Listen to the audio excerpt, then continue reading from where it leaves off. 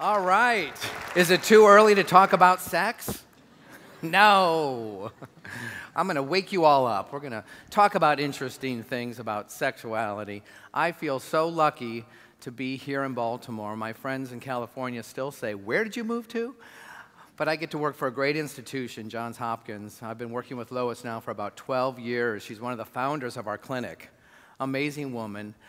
We talk about sexuality and the cases that we work on every Friday together. And the other great thing I get to do is I work as a psychologist with couples around their sexual intimacy. I just find that so rewarding to help people open up, communicate, enhance their relationships, because relationships and sexuality are complicated, right? We're going to talk about that a little bit later. But also my other passion is really teaching. And I want to hopefully inspire all of you to keep thinking about and learning about sexuality and relationships, because this country does a bad job of teaching about sexuality, doesn't it? It's kind of embarrassing if you think about it. Compared to some other countries, we don't like to talk about sex. Sex is sometimes supposed to be mysterious. There's secrets around it. So putting voice and language to sexuality and talking about it is sometimes risky. So that's why I enjoy my undergraduate students at Hopkins, because we start off, everybody's a little bit shy, and then I start talking and using words, sometimes explicit words, which I'll use a few here. This is going to be a little PG, maybe a little, not X. But, you know, we're going to use a few words, and we're going to bring some demonstrators out. No. I say, be careful in the front row. This is like the splash section. If you go to a show and they give you plastic ponchos, you know something's going to happen. So anyway, I just enjoy getting people talking about sexuality. So that's the first area I want to sort of address is communicating. Communicating about our relationships, our intimacy, our needs, our wants, and our sexuality. What's amazing about the technology and what we live with now today, with the ease of communicating, texting, online communication, is that people have gotten really good at communicating online and through text, but still we lack the skills of communicating face-to-face. And I worry about that with the technology we live in, and I see that with couples. The biggest problem they'll have when they come into me for their sexual relationship is they don't talk. They never sit down and have the conversation like, why are we sexual? What do I want from our sexual relationship? How does it feel to be sexual with you? Those are really hard things to communicate about. It's amazing how people will say, oh, I met somebody online and I've been talking to them for years. They live in Australia, and we talk in depth about sexuality, and you know, it's safe. It's safe in that environment, but it's really much more risky to be face-to-face with somebody talking about sexuality. So communication is just so key. I think the other challenges for couples and people talking about sexuality are the gender differences. We have to really respect that men and women experience sexuality very different, and their ability to talk about and feel good about sexuality greatly varies. Here's a good example. A man will say, I don't understand why she just doesn't want to be sexual. We've been together 5 years, and I'm sitting on the couch, and I said, let's just go upstairs. And she just goes, what? He goes, I can be aroused and interested if the wind goes by the right direction. And the wife or the woman will say, well, that's not how it works for me. I need to feel connected. I need to feel safe. I need to laugh. I need to feel that we have something going on between us before I'm going to feel something more spontaneous that I guess would be called desire. So that in itself has become the big topic of a lot of writers, is desire, you know, between men and women.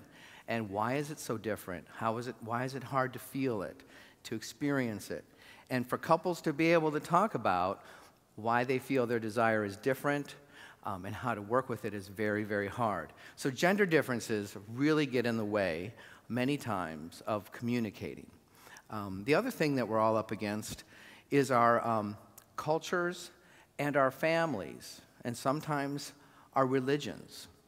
So these are very important parts of our makeup, our histories, how we feel about ourselves, what we believe is important for us to do in our relationships are all coming from our cultures, and we have to respect those differences. Even just coming from different regions and parts of the United States can greatly impact how somebody feels about sexuality, intimacy, diversity. So that's another big challenge to communication, are our differences when it comes to our sexuality. Any questions so far? I'm used to interacting with my students. I like to teach the class with 25 so we can really be intimate and talk. I think the other thing that's really interesting are the kind of modern families we have now. There are couples and people in relationships that we've never seen together 20, 30, 50 years ago. You know, we have people of mixed races. We have people from different parts of the world that meet online sometimes and come together. We have blended families. We have remarriages. We have same-sex couples now. I mean, things have really changed, and how much of that impacts the ability to communicate and be open can vary. Sometimes it's good to have those differences, but I think it even requires us to be more creative in how we connect and communicate. I think the biggest challenge that I see in our culture and within relationships is we have such difficulties with our values and morals. We don't really step back and think too much where our values and morals come from, but many of them come from our culture, our family, our religions, our institutions, and now particularly the media and what we live in day to day shapes what we value and what our morals and what our ethics are. And this has been the biggest barrier to successful intimate relationships and sexual education. But it's very hard to see it. It's very subtle.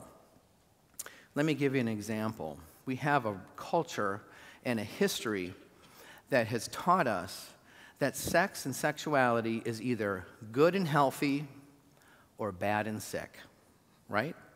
It's either good or bad. Good sexuality, the preferred ideal way to be sexual, is what? It's to be heterosexual, monogamous, married, procreative. That is what we hold up as the ideal. Now, there's a few more things attached to that. But if you veer from that value and moral system, you fall in the other category, and you're looked at as perverted, twisted, naughty, bad, or unhealthy. And that all comes from our values and morals. Now, these values and morals have been important because all of our values and morals around sexuality have come from one key important element, and it's the reason we're all here today: procreation. All the rules and the values and morals historically were set up to promote and maintain procreation, or we wouldn't be here today. Now, that was very helpful a long time ago. But now, I don't know if that's quite the same priority we need in our culture to procreate, but if you deviate from that, that's considered bad. Now, we've come a long way, but we still carry these values and morals. Let me give you another example of a contemporary value or moral that I've seen be a conflict between a couple. And this is really sad, but this is also very important because it happens all the time. A woman comes into my office with her husband, and I always talk to them separately. She says, I came home early from grocery shopping. I walked into the den, and my husband had his pants down around his ankles. He had the computer screen on. He was looking at naked women, and he was masturbating. Ooh, isn't that fun to say that word in public? He was masturbating, looking at women on the computer. I was horrified. I said, that's a sin. That's inappropriate. He must be sick. There must be something wrong with him. I think he might have a sexual addiction. I'm terrified. I'm upset. It feels like an infidelity. Now, you can kind of laugh at some of this, but this is serious. This is her values and morals. Now we can go on from there. It's offensive, the material, the way women are treated. Got it. The guy sits down, talk to him by himself. Well, you know, I've always masturbated. I mean, every man does. I said, well, most do, not all. He said, I look at material maybe once, twice a week, and I love my wife. I'm attracted to her. We have a great sexual relationship. I don't understand what her problem is. I'm fine. That's an example of a conflict over values and morals in that relationship. Now, having talked about that before they got married or when they first got married, how they wanted to handle temptations, urges, solo sexual activity, that never happened probably. So the values and the morals right there can be very hurtful because we have to respect the fact that that woman in that relationship could definitely be hurt from that experience. I could say a lot more about values and morals, but I want to talk about something else, and that is sexual education. We have done such a poor job in our country with sexual education because primarily of values and morals. What has been the main thing, and billions of dollars have been spent on in our educational system when it comes to sex? Abstinence only. That is what our federal government, the constituents of this country, have said they want money to go towards, is only that type of education in our public schools. Now, that's changed some, and there are exceptions to that. That all comes from values and morals.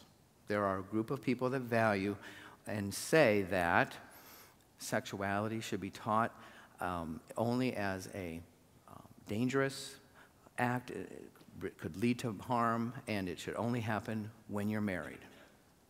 It's a tough one, because there's other people that would say otherwise.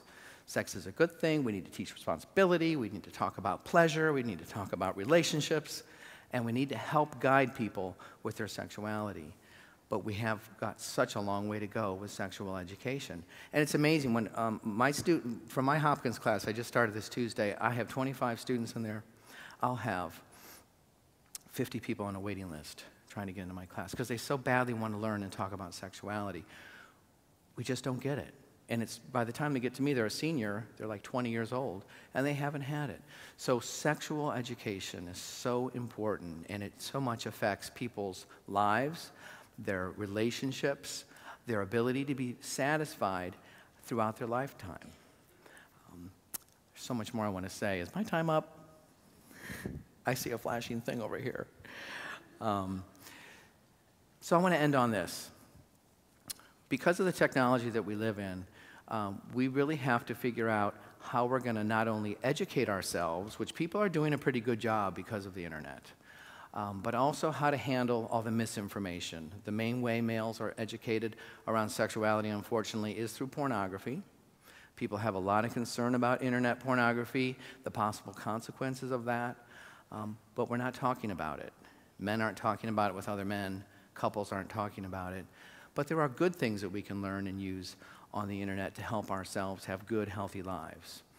I think there's a lot of fear around the technology when it comes to sex and sexuality, and there's this assumption that men are going to be harmed because they've been looking at all this internet pornography. Now that in itself is another topic that's very controversial, but I just want to say that for the number of years that there's been millions of men around this world looking at unlimited amounts of internet pornography, if there was going to be consequences or damage to their sexual functioning, their relationships, or their lives, we would be seeing it by now, wouldn't we? It's not to minimize the fact that there probably are some men that have been really distorted and harmed from excessive activity, but we still don't know what is healthy. What is a healthy amount of sexuality? Can it be healthy to incorporate things like erotica, pornography into our lives and relationships? We don't talk about healthy sexuality. We only talk about problematic. So we have a lot to learn. We want to keep the dialogue going about sexuality and keep learning, and hopefully we'll have good sexual relationships in the future. Thank you.